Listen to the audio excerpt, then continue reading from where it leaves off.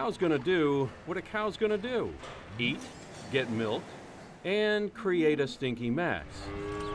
But soon dairy farmers will be looking to convert that mess, just like Mike Gallo did 14 years ago. The idea of capturing the gas and producing electricity kind of interested me. In 2002, Joseph Gallo Farms in the Central Valley decided to invest $2 million in what's called a digester.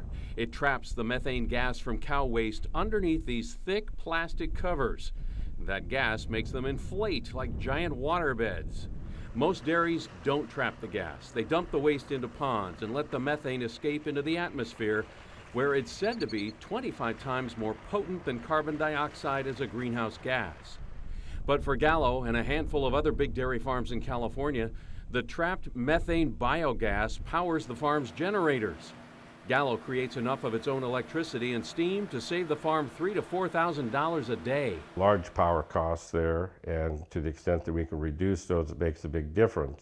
In addition to it, we're able to get some heat off of the engines to preheat the water going into the boilers. In addition to milking 6,000 cows, Gallo makes cheese and has to power his cheese processing and packaging plant. That makes him his own power customer.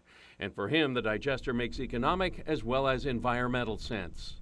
Of course, not all dairies in the state are large operations like Joseph Gallo Farms. This dairy, for example, about 600 cows, is considered small.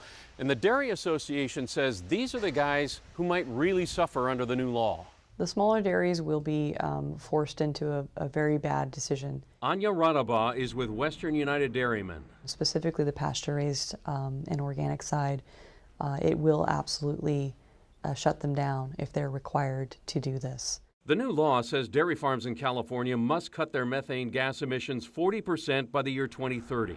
But digesters are expensive, even with available grant money. And unfortunately, it'll be a lot of the smaller family farms that'll go out because they just don't have the resources to be able to put one of these in and operate it. Gallo says if a farmer doesn't need all the power he generates, there has to be a customer for it. And right now, utilities don't have the infrastructure to support that. But the law is the law. And if we don't put them in, you're going to see the dairy industry really be reduced in the state to a point that I think will surprise everybody. Some dairymen, he says, are already packing up and moving to other states. In Atwater, Alan Martin, KPIX 5.